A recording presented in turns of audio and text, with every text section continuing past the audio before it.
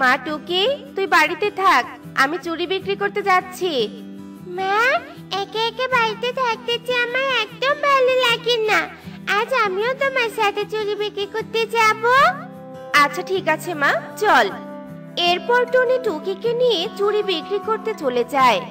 চুড়ি নিবে গো, চুড়ি, দিদিরা মাসিরা, চুড়ি নিতে চাইলে তাড়াতাড়ি এসো, আমার কাছে চলে এসো, চুড়ি নিবে, চুড়ি। টুনি দাঁড়া, আমি তোর কাছে চুড়ি নিব।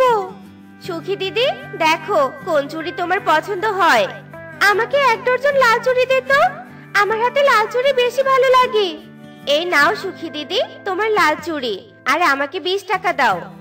এরপর সুখী টাকা দিয়ে সেখান থেকে চলে যায়, আর টুনি টুকি বনের উত্তর দিকে চুড়ি বিক্রি করতে চলে যায়। কাকুলি দিদি দেখো, আজ টুনির কাছ থেকে কত সুন্দর চুড়ি কিনে নিয়েছি। চুড়িগুলো পরলে আমাকে খুব সুন্দর দেখাবে, তাই না বলো? হ্যাঁ, তা তো দেখাবে, কিন্তু আমার থেকে বেশি সুন্দর দেখাবে না। টুনি চুড়ি নিয়ে কোন দিকে গেছে রে? আমি টুনির কাছ থেকে 2 ডজন চুড়ি নিব। বনের উত্তর দিকে গেছে। আমি তাহলে ওদিকেই যাই। এরপর কাকুলি টুনির খোঁজে বাড়ি থেকে বেরিয়ে পড়ে, আর খুঁজতে খুঁজতে কাকুলি টুনির দেখা পেয়ে যায়। টুনি, তুই এখানে? আমি আরো কখন থেকে তোকে খুঁজছিলাম। তাড়াতাড়ি আমাকে 2 ডজন লাল চুড়ি দে তো, পাশের বনে বেড়াতে যাব। ও তাই নাকি? আচ্ছা ঠিক আছে, এক্ষুনি দিচ্ছি। এই নাও তোমার 2 ডজন লাল চুড়ি, এবার 40 টাকা দাও।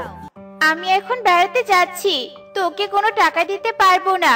পাশের বন থেকে এসে তারপর তোকে টাকা দিব।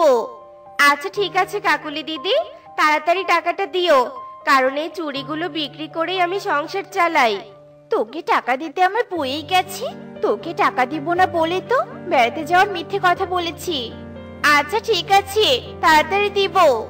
এসব বলে কাকুলি বাড়ির দিকে আসতে থাকে, আর তখনই সে দেখতে পায় পথে একটা মরা হাঁস পড়ে আছে। এই মরা হাঁসটা বাড়িতে নিয়ে যাই, চালাকি করে টুনির কাছ থেকে আরো চুরি নিব। এরপর কাকুলি মরা হাঁসটা নিয়ে বাড়িতে চলে যায়, আর এভাবেই সারা দিন কেটে বিকেল হয়ে যায়। আর বিকেল হতেই টুনিও টুকি চুরি বিক্রি করে বাড়িতে ফিরে আসে। ওই তো টুনি বাড়িতে ফিরেছে, এবার সুখীকে নিয়ে টুনির বাড়িতে যাই। সুখী, সুখী, বাড়িতে আছিস? কি হয়েছে কাকুলি দিদি? তুই তো আমার প্রতিবেশী, তাই তোকে একটা বিচার দিতে এলাম। চুরিওয়ালি টুনির কাছ থেকে 1 ডজন চুড়ি কিনে নিয়েছিলাম, আর বলেছি পাশের বন থেকে এসে টাকা দিব, কিন্তু টুনি সেটা না শুনে আমার বাড়ি থেকে একটা হাঁস চুরি করে নিয়ে গেছে। তুই টুনির কাছ থেকে হাঁস নিয়ে দিবি, চল। আচ্ছা ঠিক আছে কাকুলি দিদি, চলো। টুনি, তোকে অনেক ভালো মনে করেছিলাম, এখন দেখছি তুই অনেক খারাপ। কাকুলি দিদি টাকা দিতে চেয়েছে, তারপরেও হাঁসটা চুরি করে এনেছিস কেন? মানে কি বলছো তুমি সুখী দিদি? আমি আবার কখন কাকুলি দিদির হাঁস চুরি করতে গেলাম? সত্যি বলছি, আমি কোনো হাঁস চুরি করিনি। কথাই বলে না চোরের মায়ের বড় গলা। সুখী চল, আমরা টুনির বাড়ির পাশে খুঁজে দেখি, আমার মনে হয় কোথাও লুকিয়ে রেখেছে। এই তো আমার হাঁস, এ কি সর্বনাশ করেছে, হাঁসটা যে মরে গেছে। এখন আমি কালুকে কি জবাব দিব? এই হাঁসটাকে যে কালু খুব ভালোবাসতো, শয়তান টুনি বুঝি হাঁসটাকে খাবার খেতে না দিয়ে মেরে ফেলেছে। কাকুলি মাসি, আমার মা সত্যি বলছে, তোমার হাঁস চুরি করেনি আমার মা। এখানে কোথা থেকে এসেছে এই হাঁসটা সেটা আমরা জানি না। চুপ কর টুকি, চোরের মেয়ে হয়ে মায়ের নামে সুপারিশ করতে এসেছিস? টুনি, কাকুলি দিদিকে ভালো ভালো হাঁসের জরিমানা দিয়ে দে, নয়তো এই কথা বন প্রধানের কানে গেলে তোকে কঠিন শাস্তি পেতে হবে। তোমরা যখন জোর করে আমাকে চোর বানিয়ে দিচ্ছ, তখন আর কি করার? টাকা থাকলে তো জরিমানা দিতাম, কিন্তু আমার কাছে এত টাকা নেই। আজকে চুরি বিক্রি করেছি, টাকা পেয়েছিলাম, তা দিয়ে আবার চুরি কিনে নিয়ে এসেছি বিক্রি করব বলে। সেই চুড়িগুলোই আমাকে দিয়ে দে, আর বাকি টাকা কয়েকদিন পর দিয়ে দিস। আচ্ছা ঠিক আছে কাকুলি দিদি, তাই দিচ্ছি। এরপর টুনি চুরির ঝুড়ি এনে কাকুলিকে দেয়, আর কাকুলি চুড়িগুলো নিয়ে খুশি মনে বাড়িতে চলে যায়। মা, তুমি চুড়িগুলো দিয়ে দিলে কেন? সংসার কি করে চলবে মা? তাছাড়া যে আর কোনো উপায় নেই রে মা। বন প্রধানকে বিচার দিলে ঘর বাড়িও হারাতে হতো। এখন বনে কোনো ধনী পাখির বাড়িতে কাজ নিতে হবে।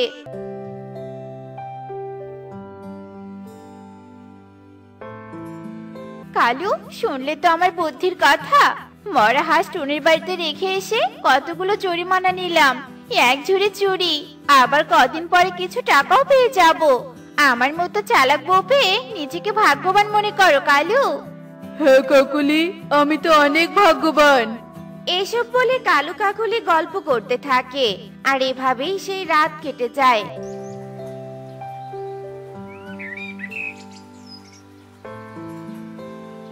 পরের দিন সকাল হতে টুনি কাজের খোঁজে বেরিয়ে পড়ে।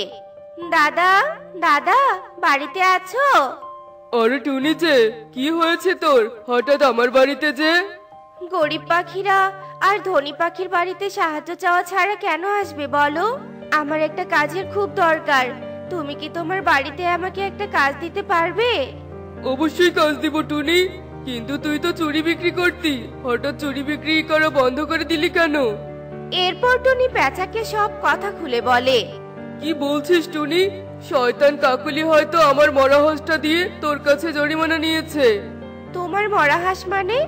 আমি বাজার থেকে শখ করে কয়েকটা হাঁস কিনে এনেছিলাম পালন করব বলে, কিন্তু হঠাৎ একটা হাঁস অসুস্থ হয়ে মারা যায়, আর সেই হাঁসটা বাইরে ফেলে দিয়েছিলাম।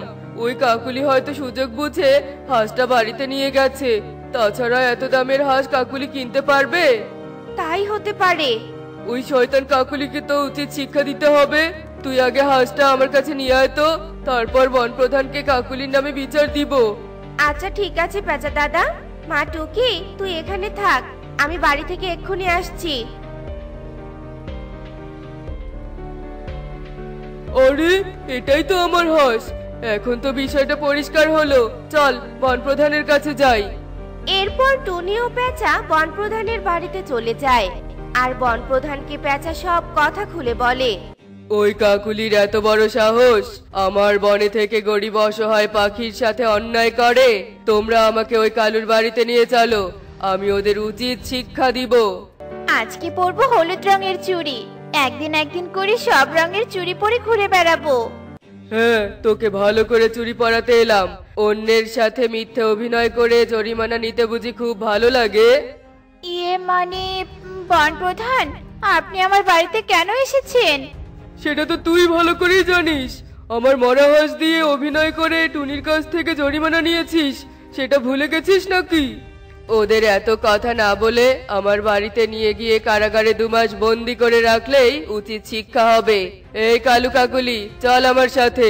আর টুনি, তুমিও আমার সাথে আমার বাড়িতে চলো, আমি তোমাকে বড় একটা চুরির দোকান দিয়ে দিব। কিন্তু বন প্রধান, আমি তো কোনো অন্যায় করিনি, তাহলে আমি কেন যাব?